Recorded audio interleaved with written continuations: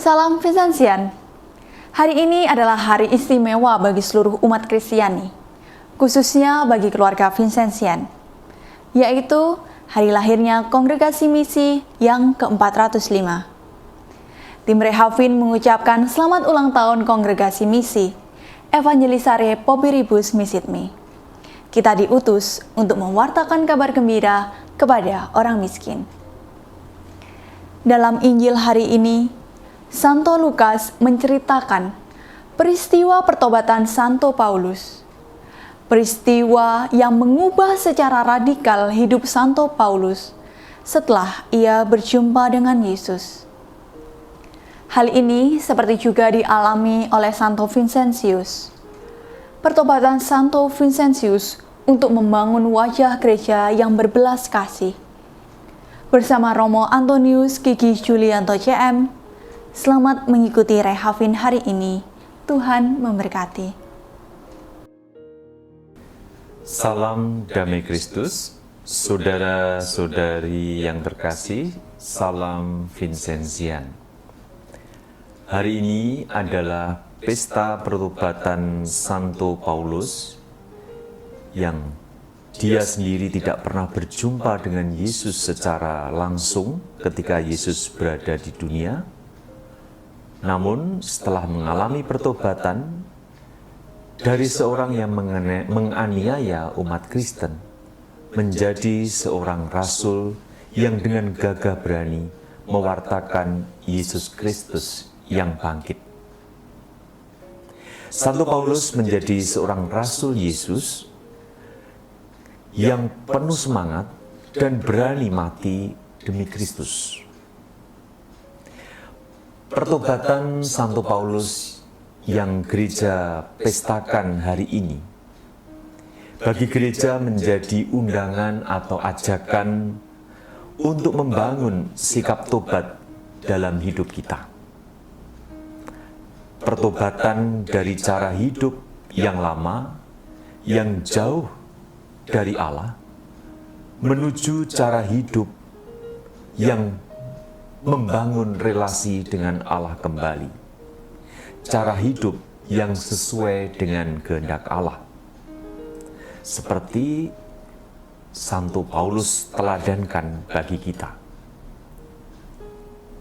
Dalam kisah pertobatannya, dikatakan dalam kisah para rasul, ada suatu suara yang berkata demikian, Allah nenek moyang kita telah menetapkan engkau untuk mengetahui, untuk melihat yang benar dan kehendaknya. Engkau harus menjadi saksinya. Pertobatan Santo Paulus merupakan proses yang berawal dari inisiatif Allah.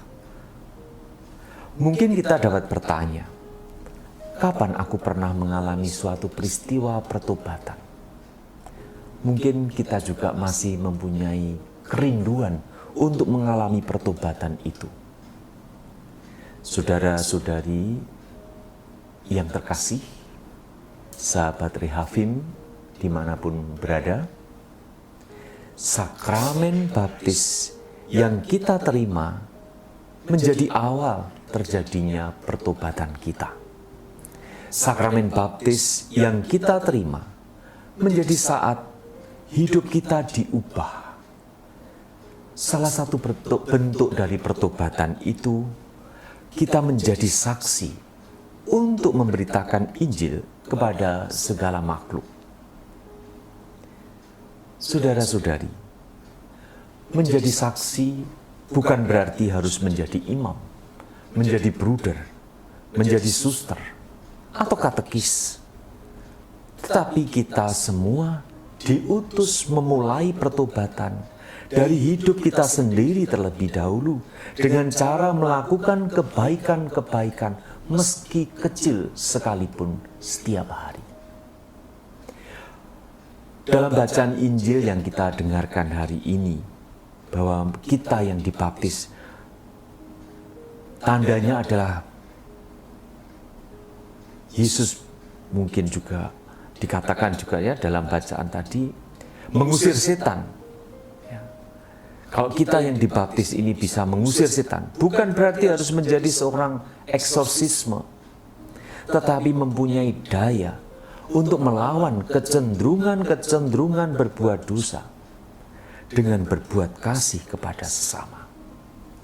Kemudian dikatakan juga mereka yang dibaptis berbicara dalam bahasa-bahasa yang baru. Artinya apa? Kita mempunyai kemampuan untuk memahami orang lain dengan baik. Tidak jauh dulu dari keluarga kita memahami satu sama lain dalam keluarga.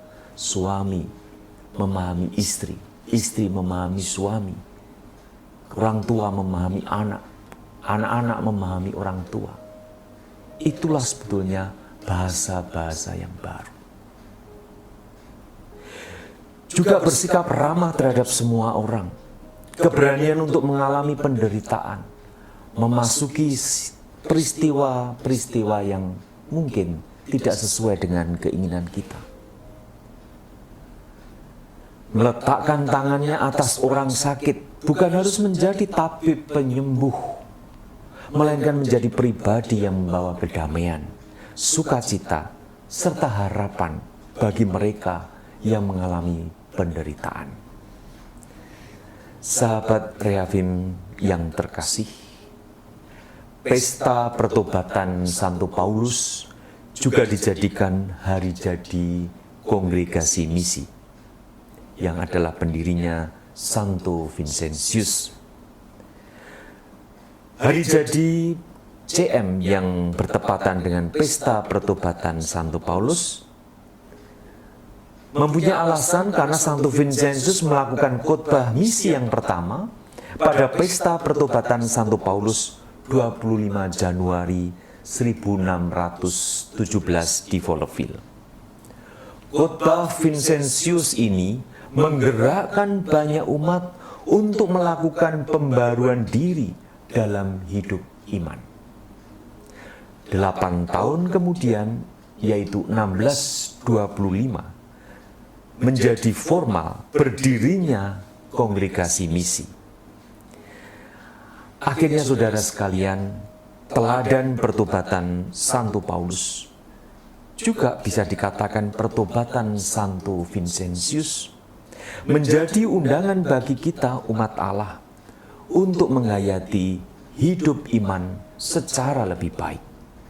Dan juga bagi para anggota kongregasi misi, para imam dan juga bruder, juga para anggota keluarga Vincentian, menjadi ajakan untuk melakukan pembaruan diri terus-menerus dalam cara menghidupi panggilan sebagai seorang misionaris, sebagai seorang Vincentian.